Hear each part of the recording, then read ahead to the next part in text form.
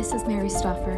I think you're looking for me and my daughter Beth. Please hurry. We're being held in a house. He has loaded guns here. He'll kill us and anyone who tries to come in here. Don't try to come in if he's here. These were the words of Mary Stauffer secretly calling the police after being tortured for 53 days. In the spring of 1980, the peaceful life of Mary Stauffer and her daughter Beth was turned upside down when they were abducted and brutally tortured by one of her own students. The kidnapping was not just a savage act, but also unveiled a story filled with chilling details of obsession and revenge. As secrets began to unfold, the question arose whether their mental strength and resolute willpower were enough to overcome adversity and rebuild their lives. Nearly 40 years ago, the case of a female teacher abducted by her own student sent shockwaves across the United States. The ruthless perpetrator meticulously planned day and night to kidnap the teacher he secretly adored. Due to its horrifying and insane nature, this case was later adapted into a movie. On May 16, 1980, Mary and her family were preparing to go to the Philippines on a 4-year Baptist mission trip. After Beth returned from school, Mary thought that they should get their hair cut to look nice. Thus, the mother and daughter decided to visit a beauty salon. However, as hours passed without any word from them, Mary's husband and their 6-year-old son grew increasingly anxious at home. That day, the police launched an intensive search for Jason, who was reportedly kidnapped by a dark-haired man already on the FBI's most wanted list. Little boy Jason was playing in a park and never came back. Until nighttime, with no news from Mary and Beth, Irv finally decides to call the police. That's when he knew about the missing boy. Irv fears the worst for his wife and daughter. Then a search went national. Roadblocks, ground team, air support. They find Mary's car left in a ditch, but there were no signs of Mary, Beth, or the missing boy, Jason. June 15, 1980, which was Father's Day, and Irv Stauffer sat at home with his son Steve. 30 agonizing days had dragged by since the disappearance of Mary and Beth, and there was still no indication of their location as the sun dipped low on the horizon, casting long shadows over the quiet house. The shrill ring of the telephone shattered the tense silence. Hello, Irv speaking. Hello, Dad? Yes, Bethy. Are you okay? Yeah. Is Mommy okay? Yeah.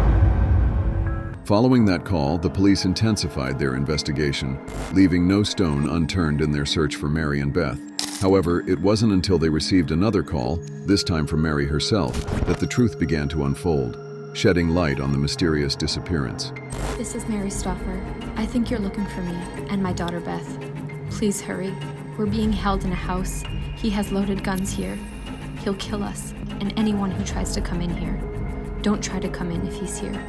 The dispatcher instructs Mary to remain indoors and avoid the windows before ending the call. Beth then suggests to her mother that they wait outside for the police and conceal themselves behind the bushes. Mary listens to her daughter, going against the dispatcher's instructions. They leave through the back door of the house while still chained together. They hide behind a car, and they didn't know that at that moment the cops were already there, securing the area, getting ready to move in on the house, expecting to see the two of them still inside. As the officers break in, one of them spots a vehicle parked outside, raising suspicion that the perpetrator may have returned home before their arrival. Moving swiftly, the officer approaches the vehicle and notices a figure crouching underneath, hidden behind the car. They were Mary and Beth. She stated she had freed herself from a shackled position. From this moment, the truth begins to unfold. That day, they had been walking through the parking lot. Mary noticed a man approaching them. Initially, she thought he might need directions, but then she realized he had a gun. He pointed it at Beth and demanded a ride.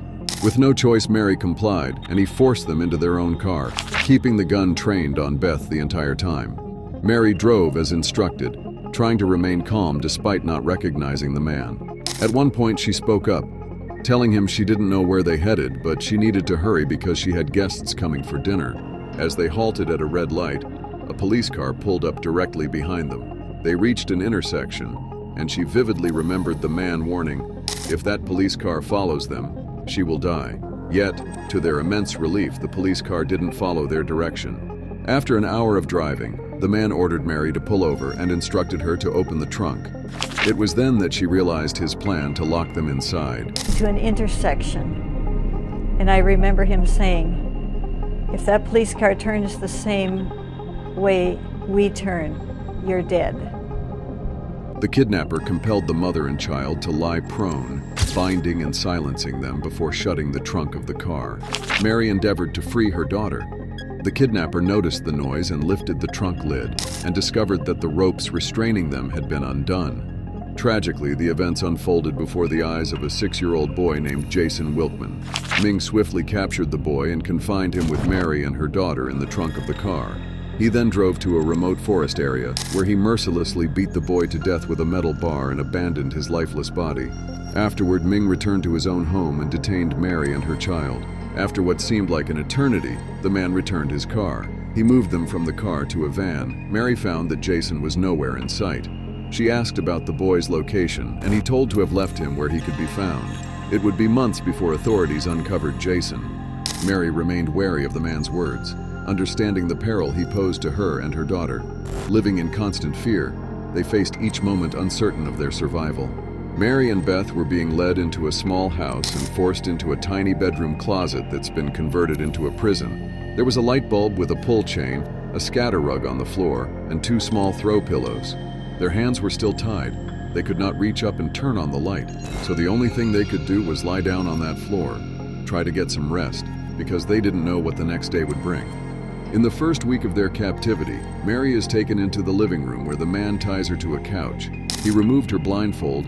She saw that a camcorder was set up and she's being filmed. She knew right away this was not a random occurrence, that this was planned. Then she finally discovered what this was all about.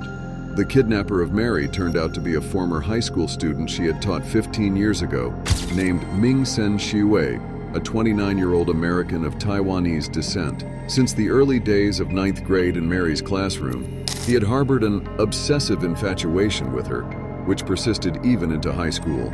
Ultimately, the overwhelming obsession with his teacher led Ming down a path of heinous and cruel crimes. He had been stalking her for 10 years, and since she was moving to the Philippines, he wanted to catch her before she got away.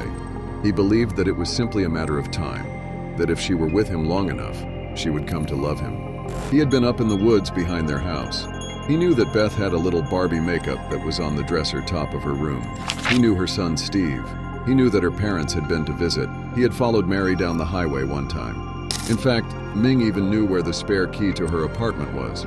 The video discussion lasts for hours. He used this way to persuade Mary to fall in love with him. But it didn't work. He warns them multiple times that if they try anything, he would murder them. On June 7th, Ming took his fantasy of having a family life with Mary further and rented an RV for a trip to Chicago. He had left Beth inside the RV chained, while Mary and he went out in public, his gun keeping her in check. During that trip, both Mary and Beth made attempts to get rescued.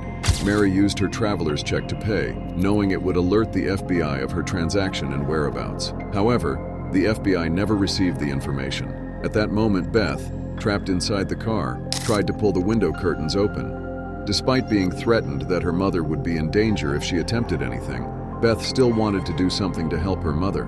She shouted to the teenagers outside that she had been kidnapped and needed their help, but they laughed at her, thinking it was a joke, and then walked away.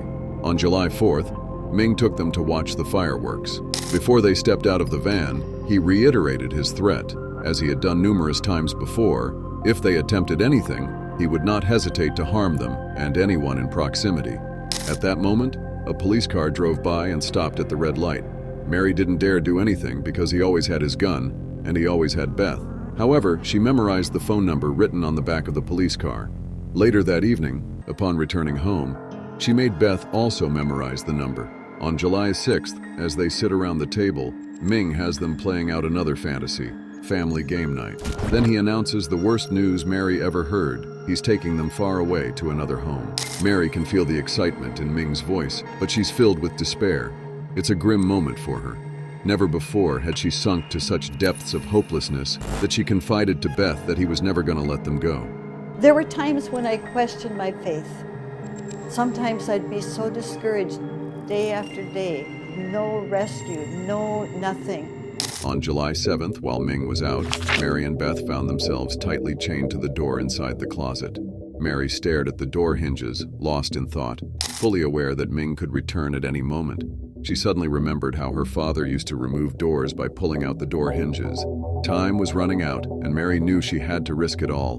With no tools at her disposal, Mary relied solely on her fingernails to attempt to remove the hinge pin. Though she understood the slim chances of success, she felt compelled to try. She recounted that she went over to the door, held the door with one hand, and pulled the hinge pin with the other. It came out smoothly, as if it were greased. The door separated. It was evident that their escape plan was feasible. Beth immediately panicked, tugging at Mary's clothes, pleading she did not do that. Beth was afraid that if he finds them escaping, he's going to murder them. Mary responded by slapping her cheek, then gently sitting her down in a chair. Mary said, And I said, listen, Beth, if God has given us this way of escape. With Beth's understanding, they proceed to the kitchen. Mary swiftly retrieves the phone, dialing the number she had committed to memory from the back of the police car 3 days earlier. That was the call that the police got. Mary and her daughter finally got out of their horrifying situation. The air smelled sweet, like I remember the feeling of the sun. There's nothing like just feeling the freedom. On that very day, the police apprehended Ming. While escorting Mary and her daughter to the station, the officers asked about the whereabouts of the boy, Jason. This confirmed Mary's worst fear all along. Jason was deceased, and his body remained undiscovered. While incarcerated, Ming solicits an inmate, offering a hefty sum of $50,000 to eliminate Mary and Beth before the trial. However, the inmate opts for integrity, promptly informing the FBI of Ming's plot. Furious at the betrayal, Ming resigns himself to the knowledge that he will confront Mary one final time during the trial. In 1980 and 1981, there were 2 trials. One was for the kidnapping of Beth and Mary, and the other was for the murder of Jason Wilkman, the perpetrator who was sentenced to 30 years in prison for rape and kidnapping and 40 years for murder. He is currently 68 years old and still serving his sentence for his crimes. In 2010, Ming's parole was denied as he was still deemed a threat to society. According to a source, he will remain behind bars for the rest of his life. Beth is now married, has children of her own. As for Mary, she did go to the Philippines with her family. With time, the scars of her kidnapping made her strong and resilient. She just recently became a great-grandmother. It's been 40 years since their escape, and even after all this time, they still share their story in the hopes that it will help others overcome their own trauma. Mary and Beth are living proof that after tragedy, no matter how dark things seem to get, there is a life worth living. How do you feel about Mary and her daughter's remarkable story? Post a comment below.